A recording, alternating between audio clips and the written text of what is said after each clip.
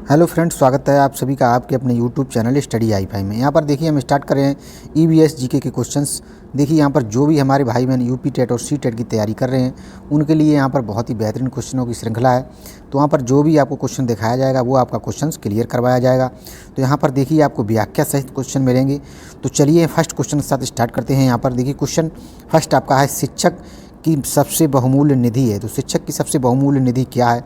वेतन है, सेवा है, या आपका गर्व है, या आपका छात्रों का विश्वास है। तो यहाँ पर देखिए आपका ऑप्शन नंबर जो है आपका 4 राइट हो जाएगा, आपका छात्रों का विश्वास। अभी है कैसे, देखिए इसकी व्याख्या देखते हैं नीचे। तो इसकी व्याख्या है, देखिए शिक्षक विद्यार्थियों के जीवन के वास्तविक कुम्हार होते हैं जो न सिर्फ उनके छात्रों के जीवन को आकार देते हैं बल्कि छात्रों में यह विश्वास जगाते हैं कि वे छात्र के द्वारा बताई गई बातों का अनुसरण कर दुनिया के रंगमंच पर अवतरित हो सकते हैं और अपने आप को काबिल बना सकते हैं। अच्छा शिक्षक की सबसे बहुमूल्य निधि है छात्रों का विश्वास। तो यहाँ पर देखिए आपका क्वेश्चन एकदम क्लियर हो चुका है। तो चलिए नेक्स्ट क्वेश्चन की तरफ बढ़ते हैं, क्वेश्चन नंबर 2। तो यहाँ पर देखिए आपका क्वेश्चन नंबर 2 आपका क्या कह रहा है। यहाँ पर देखिए परिकल्पना को बार बार परीक्षण करने से गलत नहीं पाया जाता है तो वह क्या है? कानून है, आपका सिद्धांत है, खोज है और मूल संकल्पना है। तो यहाँ पर देखिए आपका आंसर हो जाएगा आपका ऑप्शन नंबर 2 राइट, आपका यहाँ पर आंसर हो जाएगा। इसकी देखिए व्याख्या देख लेते हैं कैसे राइट होगा। सिद्धांत के साथ प्रायोगिक अनुभव जुड़ा होता है। किसी परिकल्पना को बार बार निरीक्षण व परीक्षण करने के बाद जब इस बात का मान हो जाता है कि परिकल्पना सार्वभौमिक रूप से सत्य है तो यह सिद्धांत का रूप ग्रहण कर लेता है। मैं उम्मीद करता हूँ कि आपके क्वेश्चंस व्याख्या सहित क्लियर हो रहे होंगे। अगर आपको वीडियो पसंद आ जाए तो वीडियो को लाइक और चैनल को सब्सक्राइब कर लेना। चलिए क्वेश्चन नंबर 3 की तरफ बढ़ते हैं। क्वेश्चन नंबर 3, निम्नलिखित में से सबसे उपयुक्त शिक्षण विधि है। तो यहाँ पर देखिए आपका ऑप्शन नंबर जो है यहाँ पर जो है ऋतुलेख एवं दिया गया कार्य, विचार गोष्ठी एवं ऋतुलेख, इसके बाद विचार गोष्ठी एवं कार्य योजना, इसके बाद ऑप्शन नंबर 4 है आपका व्याख्यान एवं ऋतुलेख। तो यहाँ पर देखिए आपको दिखाई दे रहा है कि आपका ऑप्शन नंबर जो है 3 आपका राइट हो जाएगा, विचार गोष्ठी एवं कार्य योजना। चलिए इसकी व्याख्या को समझ लेते हैं एक बार। इसकी व्याख्या को समझेंगे देखिए यहाँ पर। तो यहाँ पर देखिए आपका आ जाएगा विचार गोष्ठी एवं कार्य योजना शिक्षण विधि की सबसे उपयुक्त विधि है। इस शिक्षण विधि में छात्र परस्पर विचारों का आदान प्रदान करके अपने ज्ञान की वृद्धि करते हैं। यह विधि शिक्षा के कृत्रिम वातावरण को समाप्त करने तथा शिक्षा को जीवन से संबंध स्थापित करने हेतु महत्वपूर्ण है। यहाँ पर देखिए व्याख्या सहित आपके क्वेश्चंस क्लियर हो रहे हैं। तो बहुत ही बढ़िया वीडियो होने वाला है, तो बने रहिए अंत तक हमारे साथ। यहाँ पर हम आपको केवल 20 क्वेश्चंस करवाएंगे और आपके क्लियर करवाएंगे। इसके बाद देखिए आपका क्वेश्चन नंबर है 4, निम्नलिखित में से कौन सी ग्रीन हाउस गैस नहीं है? तो यहाँ पर देखिए आपका ऑप्शन नंबर जो है 3 आपका राइट आंसर हो जाएगा। आपका जो है हीलियम आपकी ग्रीन हाउस गैस नहीं है। इसमें देखिए आपकी नाइट्रस ऑक्साइड, कार्बन डाइऑक्साइड और मीथेन आपकी ग्रीन हाउस गैसें हैं। तो उम्मीद करता हूँ देखिए आपको व्याख्या भी यहाँ पर पसंद आएगी। तो यहाँ पर देखिए व्याख्या देख लेते हैं। यहाँ पर व्याख्या है, ग्रीन हाउस गैसें ग्रह की वातावरण या जलवायु परिवर्तन और अंततः भूमंडलीय ऊष्मीकरण के लिए उत्तरदायी होती हैं। इनमें सबसे ज़्यादा उत्सर्जन carbon dioxide, nitrous oxide, methane, chlorofluorocarbon, जल वाष्प, ओजोन आदि करती हैं। इन गैसों का उत्सर्जन आम प्रयोग के उपकरणों, वातानुकूलित फ्रिज, कंप्यूटर, इसके बाद स्कूटर, कार आदि से होता है। हीलियम ग्रीन हाउस गैस नहीं है, यह एक निष्क्रिय या नोबेल गैस मानी जाती है। चलिए क्वेश्चन नंबर 5 की तरफ बढ़ते हैं। क्वेश्चन नंबर आपका 5। तो यहाँ देखिए क्वेश्चन नंबर 5 में देखते हैं, ध्वनि प्रदूषण मापक किस इकाई द्वारा किया जाता है? ध्वनि को मापने की इकाई को क्या कहते हैं? तो यहाँ पर देखिए आपका ऑप्शन नंबर जो है ए राइट हो जाएगा, आपका डेसीबल। यहाँ पर देखिए इससे डेसीबल से ध्वनि से संबंधित कुछ व्याख्या भी देख लेते हैं नीचे। देखिए यहाँ से भी आपका क्वेश्चन शायद बन जाए। ध्वनि प्रदूषण का मापन डेसीबल इकाई द्वारा किया जाता है। 80 डेसीबल या इससे अधिक का शोर श्रवण शक्ति को स्थायी हानि पहुंचाने में सक्षम होता है। सामान्य श्रवण शक्ति वालों के लिए 25 से 30 डेसीबल ध्वनि पर्याप्त होती है। 5 डेसीबल की ध्वनि अत्यंत मंद और 75 डेसीबल साधारण तेज और 95 डेसीबल अत्यंत तेज और 120 डेसीबल से अधिक की ध्वनि तीव्र कष्टकारक होती है। तो यहाँ पर देखिए आपके सभी जो हैं डाउट्स क्लियर हो गए हैं। चलिए नेक्स्ट क्वेश्चन की तरफ बढ़ते हैं। क्वेश्चन नंबर आपका 6। तो क्वेश्चन नंबर 6 आपके सामने है। यहाँ पर देखिए क्वेश्चन नंबर 6 है आपका, निम्न में से किस स्थलाकृत आकृति का निर्माण हिमानी द्वारा हुआ है? तो यहाँ पर देखिए आप यू आकार की घाटी द्वारा मानेंगे इसको, या आप लेपीज द्वारा, या आप बी आकार की घाटी द्वारा, या ऑप्शन नंबर 4 जलप्रपात। तो चलिए इसका आंसर देख लेते हैं। देखिए इसका आंसर है ऑप्शन नंबर फर्स्ट, यू आकार की घाटी के द्वारा स्थलाकृति का निर्माण हिमानी द्वारा हुआ है। इसके बाद देखिए इसकी व्याख्या भी देख लेते हैं, जिससे कि आपके डाउट्स क्लियर हो जाएं। तो यहाँ पर देखिए आप जैसे ही इसकी व्याख्या देखेंगे, निम्नलिखित स्थलाकृतियों में से यू आकार की घाटी का निर्माण हिमनदों द्वारा होता है और इसका निर्माण अंग्रेजी वर्णमाला के अक्षर यू के आधार पर हुआ है। इससे इस घाटी की आकृति मिलती है अपरदन के कारण। तो चलिए यहाँ पर देखते हैं नेक्स्ट क्वेश्चन। सामने है, निम्न नदियों में से कौन सी नदी बंगाल की खाड़ी में गिरती है। तो यहाँ पर देखिए आप ऑप्शन नंबर है सुवर्णरेखा, ताप्ती, नर्मदा, सिंधु। तो यहाँ पर देखिए आप यहाँ पर आपका ऑप्शन नंबर जो है 1 राइट हो जाएगा, स्वर्णरेखा। चलिए इससे संबंधित कुछ और जानकारी आपको व्याख्या में मिल जाएगी, उस व्याख्या को देख लेते हैं। स्वर्णरेखा नदी बंगाल की खाड़ी में गिरती है। यह भारत के झारखंड राज्य में बहने वाली एक पहाड़ी नदी है। यह रांची नगर से 16 किलोमीटर दक्षिण पश्चिम में स्थित नगड़ी गांव में रानी चुआ नामक स्थान से निकलती है तथा बालेश्वर नामक स्थान पर बंगाल की खाड़ी में गिरती है। ताप्ती, नर्मदा और सिंधु नदियां अरब सागर में गिरती हैं। तो यहाँ देखिए आपके डाउट्स होंगे जो भी इस क्वेश्चन से संबंधित वो आप क्लियर कर लेना, और अगर आपको समझ में ना आ रहा तो आप स्क्रीनशॉट लेकर के दोबारा से इसको पढ़ सकते हैं। चलिए आगे क्वेश्चन देखते हैं। नेक्स्ट क्वेश्चन क्या है आपका? नेक्स्ट क्वेश्चन है आपके सामने, राकेश आपका देखिए कक्षा 5 पर्यावरण विज्ञान शिक्षक द्वारा दिए गए कार्य को समय से प्रस्तुत नहीं करता है, अतः सबसे उपयुक्त सुधारात्मक उपाय हो सकता है। आप क्या करेंगे सबसे सुधारात्मक उपाय? तो यहाँ पर देखिए आपका खेल की कक्षा में जाने पर प्रतिबंध लगाना, इसको देखेंगे, या प्रधानाध्यापक की जानकारी में लाना, ये सही रहेगा। उसकी अनियमितताओं के कारण जानकर उसे सही मार्गदर्शन देना, या उसकी अनियमितताओं को लिखित जानकारी माता पिता को देना।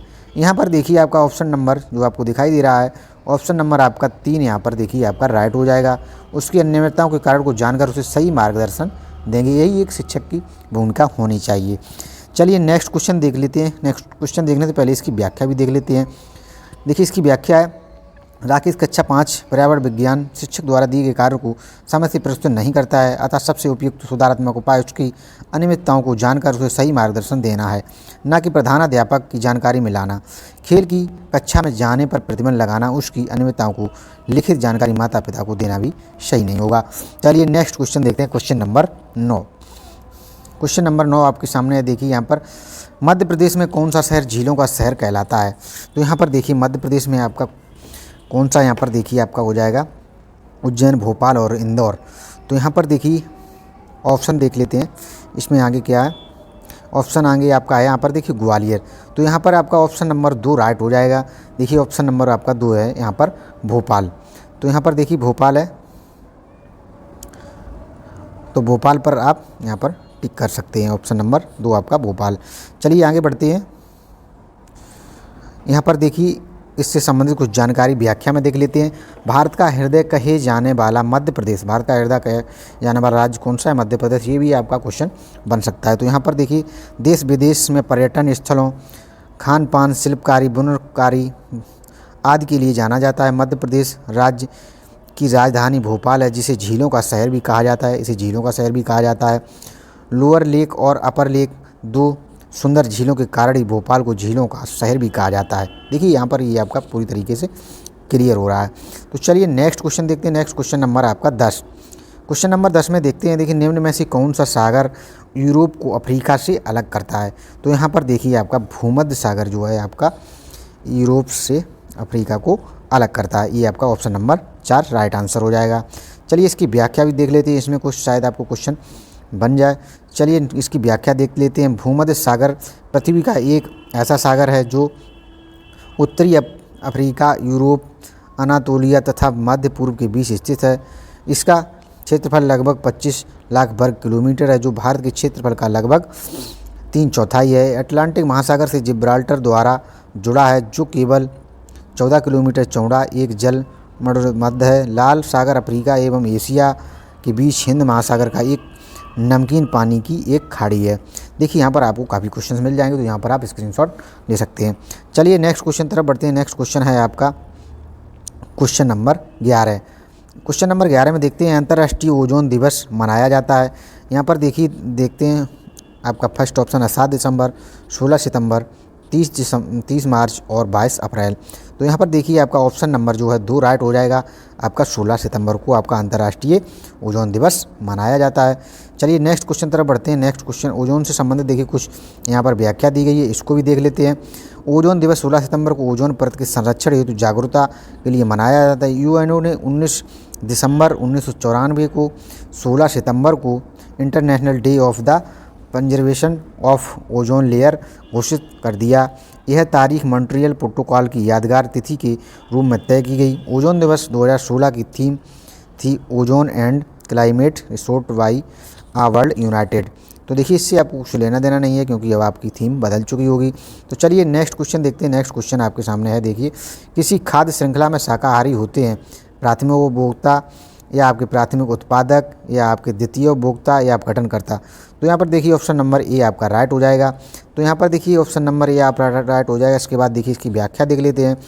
किसी खाद्य श्रृंखला में शाकाहारी प्राथमिक उपभोक्ता होते हैं उत्पादक हमेशा हरे पादप होते हैं जो क्लोरोफिल की सहायता से प्रकाश संश्लेषण की क्रिया के द्वारा भोजन का निर्माण करते हैं। द्वितीय उपभोक्ता मांसाहारी होते हैं अपघटनकर्ता सड़ी गली पदार्थों से ऊर्जा प्राप्त करते हैं जैसे मृतोपजीवी कवक और जीवाणु। तो यहाँ पर देखिए आपके सारे डाउट्स क्लियर हो रहे हैं व्याख्या सहित। तो यहाँ पर देखिए चलिए नेक्स्ट क्वेश्चन तरफ बढ़ते हैं। नेक्स्ट क्वेश्चन है आपका पारिस्थितिकी तंत्र के तत्वों के चक्रण को क्या कहते हैं। तो यहाँ पर देखिए आप ऑप्शन नंबर देखते हुए चलेंगे। भू जैव रासायनिक चक्र, इसके बाद रासायनिक चक्र, भूगर्भीय चक्र, भू रासायनिक चक्र। तो यहाँ पर देखिए आपका ऑप्शन नंबर फर्स्ट आपका राइट हो जाएगा, भू रासायनिक चक्र। चलिए नेक्स्ट क्वेश्चन तरफ बढ़ते हैं। नेक्स्ट क्वेश्चन है आप इसकी व्याख्या भी देख लेते हैं। चलिए इसकी व्याख्या है, देखिए प्रकृति में विभिन्न तत्व चक्रीय रूप से एक जीव से दूसरे जीव में स्थानांतरित होते हैं और पुनः प्रकृति में लौट आते हैं। इस प्रक्रिया को खनिज प्रवाह तथा यह चक्र जीव मंडल, वायुमंडल, स्थल मंडल, जल मंडल में होते हैं। इसे ही जैव भू रासायनिक चक्र कहते हैं जैसे नाइट्रोजन चक्र, फास्फोरस चक्र आदि। चलिए क्वेश्चन नंबर आपका 14 देखते हैं। क्वेश्चन नंबर 14 में देखिए क्या है। यहाँ पर देखिए निम्नलिखित ईंधनों में से कौन सा न्यूनतम पर्यावरणीय प्रदूषण उत्पन्न करता है। तो सबसे कम आपका प्रदूषण कौन उत्पन्न करता है। तो देखिए यहाँ पर पेट्रोल दिया हुआ है, डीजल और हाइड्रोजन और कोयला। इसको तो आप वैसे ही टिक कर सकते थे। देखिए यहाँ पर हाइड्रोजन आपका कम न्यूनतम पर्यावरण प्रदूषक है। तो यहाँ पर चलिए इससे संबंधित कुछ व्याख्या देख लेते हैं नीचे। इसमें देखिए आपको शायद कुछ क्वेश्चन मिल जाए। निम्नलिखित ईंधनों में से हाइड्रोजन न्यूनतम पर्यावरणीय प्रदूषक उत्पन्न करता है जबकि डीजल, पेट्रोल और कोयला के जलने से हानिकारक गैसें निकलती हैं जो वातावरण को प्रदूषित करती हैं। हल्का होने के कारण गुब्बारों और वायु पोतों में हाइड्रोजन प्रयुक्त होता है। देखिए ये यहाँ पर आपको क्वेश्चन मिल जाएगा, वायु पोतों में हाइड्रोजन प्रयुक्त होता है तथा इसका स्थान अब हीलियम ले रहा है। तो चलिए नेक्स्ट क्वेश्चन देखते हैं। नेक्स्ट क्वेश्चन है आपका संकटग्रस्त जंतु दैत्याकार पांडा पाया जाता है भारत में, ऑस्ट्रेलिया में, चीन में, ब्राज़ील में। तो यहाँ पर देखिए आपका राइट आंसर हो जाएगा आपका ये दैत्याकार पांडा आपका चीन में पाया जाता है। चलिए इसकी व्याख्या देख लेते हैं। संकटग्रस्त जंतु दैत्याकार पांडा चीन में पाया जाता है। पांडा को चीनी भाषा में जुआंग माऊ या विशालकाय बिल्ली भालू कहते हैं। ये भी देखिए आपसे आपका क्वेश्चन बन सकता है। ये चीन के बांस के जंगलों और तिब्बत के हिमालय पर्वत के ढलानों के पेड़ों पर रहते हैं। आज पांडा विश्व वन्यजीव कोष वर्ल्ड वाइल्ड लाइफ फेडरेशन द्वारा अंतर्राष्ट्रीय स्तर पर संरक्षित प्रजातियों में से एक है। चलिए नेक्स्ट क्वेश्चन की तरफ बढ़ते हैं। नेक्स्ट क्वेश्चन नंबर आपका 16। तो क्वेश्चन नंबर 16 देखिए यहाँ पर आपका देखते हैं। क्वेश्चन नंबर 16 निम्नलिखित किस गैस के कारण भोपाल गैस त्रासदी हुई थी। ये तो देखिए सबको मालूम है, मिथाइल आइसोसाइनाइड के कारण भोपाल गैस त्रासदी हुई थी। चलिए इसकी सन वगैरह देख लेते हैं व्याख्या में। भारत के मध्य प्रदेश राज्य के भोपाल शहर में 3 दिसंबर सन 1984 को एक भयानक औद्योगिक दुर्घटना हुई। इसे भोपाल गैस कांड या भोपाल गैस त्रासदी के नाम से जाना जाता है। भोपाल स्थित यूनियन कार्बाइड नामक कंपनी कारखाने में एक जहरीली गैस का रिसाव हुआ जिससे लगभग 15,000 से अधिक लोगों की जान चली गई थी तथा बहुत सारे लोग अपंगता से लेकर अंधेपन तक के भी शिकार हुए थे। भोपाल गैस कांड में मिथाइल आइसोसाइनाइड मिक नामक जहरीली गैस का रिसाव हुआ। Chlorofluorocarbon, carbon dioxide, nitrous oxide तीनों ही ग्रीन हाउस गैसें हैं। चलिए उम्मीद करता हूँ आपके डाउट्स क्लियर हो रहे हैं। अगर डाउट्स क्लियर हो रहे हैं तो चैनल को सब्सक्राइब कर लेना। चलिए नेक्स्ट क्वेश्चन तरफ बढ़ते हैं। क्वेश्चन नंबर 17 है आपका। किस देश में क्रिसमस का त्यौहार यहाँ पर देखिए आपका होना चाहिए। किस देश में क्रिसमस का त्यौहार गर्मियों में मनाया जाता है। तो यहाँ पर देखिए क्रिसमस की जगह आपका क्रिसमस होना चाहिए था। तो चलिए यहाँ पर देखिए ऑप्शन देखते हैं आपका भारत, जापान, ऑस्ट्रेलिया और अमेरिका। तो यहाँ पर देखिए आपका ऑप्शन नंबर 3 आपका राइट हो जाएगा, ऑस्ट्रेलिया। तो यहाँ पर चलिए आगे देखते हैं इसकी व्याख्या। ऑस्ट्रेलिया में क्रिसमस का त्यौहार गर्मियों 25 दिसंबर में मनाया जाता है। इसका कारण है कि ऑस्ट्रेलिया दक्षिण गोलार्ध में स्थित है और दिसंबर का महीना ऑस्ट्रेलिया में गर्मी का पहला महीना होता है, ये इसका कारण है। ऑस्ट्रेलिया में गर्मी 1 दिसंबर से लेकर 28-29 फरवरी तक होती है। क्रिसमस ईसा मसीह के जन्म की खुशी में मनाया जाने वाला पर्व है और इस दिन लगभग संपूर्ण विश्व में अवकाश रहता है। यह 25 दिसंबर को पड़ता है। देखिए यहाँ पर आपके सारे डाउट्स क्लियर हो रहे हैं। चलिए नेक्स्ट क्वेश्चन तरफ बढ़ते हैं। क्वेश्चन नंबर आपका 18। गिर वन्य जीव अभयारण्य निम्न में से किस जीव का संरक्षण करता है? तो यहाँ पर देखिए आपका गिर वन्य जीव अभयारण्य आपका गुजरात के अंदर है और ये आपका शेर का संरक्षण करता है। चलिए इससे संबंधित कुछ नीचे व्याख्या देख लेते हैं ताकि आपके सारे डाउट क्लियर हो जाएं। गिर वन्यजीव अभयारण्य भारत के गुजरात राज्य में लगभग 1424 वर्ग किलोमीटर में फैला हुआ है। इसमें जंगली शेरों का संरक्षण किया जाता है। इसमें अतिरिक्त किस वन्य अभयारण्य में पुष्प और जीव जंतुओं की प्रजातियां मिलती हैं। यहाँ स्तनधारियों की 30 प्रजातियाँ, सरीसृप वर्ग की 20 प्रजातियाँ पाई जाती हैं। दक्षिण अफ्रीका के अलावा विश्व की यही ऐसा इकलौता स्थान है जहाँ शेरों को अपने प्राकृतिक आवास में रहते हुए देखा जा सकता है। उम्मीद करता हूँ कि इससे भी आपको सारे डाउट्स क्लियर हो गए होंगे। चलिए क्वेश्चन नंबर 19। क्वेश्चन नंबर 19 में देखते हैं निम्न में से कौन सी प्राकृतिक वनस्पति मरुस्थलीय प्रदेशों में पाई जाती है? तो यहाँ पर देखिए कैक्टस आपका राइट आंसर हो जाएगा। यहाँ पर देखिए इससे संबंधित व्याख्या को भी देख लेते हैं। कैक्टस मरुस्थलीय प्रदेशों में पाई जाने वाली प्राकृतिक वनस्पति है। यह सपुष्पक वनस्पतियों का एक जीव वैज्ञानिक कुल है जो अपने मोटे फूले हुए तनों में पानी बटोरकर शुष्क व रेगिस्तानी परिस्थितियों में जीवित रहते हैं। इनके पत्ते कांटों के रूप में परावर्तित हो जाते हैं ताकि वाष्पोत्सर्जन की दर कम हो सके, जिससे जल का आस कम हो जाए।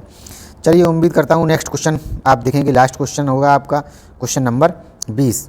ग्रीन मफलर आपका देखिए किससे संबंधित है?